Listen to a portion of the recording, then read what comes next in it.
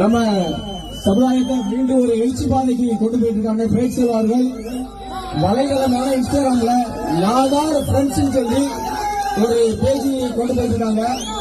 அந்த பேஜ்ல யாதார் மட்டும்தான் பயணிக்கிறாங்க. அதனால அதை பயந்து அவ்வளவு வரும்.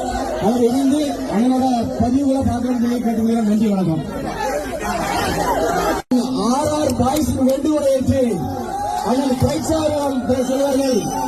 அதன் மாநிலம் ராக்கெட் ராஜா அவர்கள் பாடுகளை மீண்டும் ஒருவரை பாடுகளை தவிர்த்து பாடுகளை கொண்டு வருகிறோம்.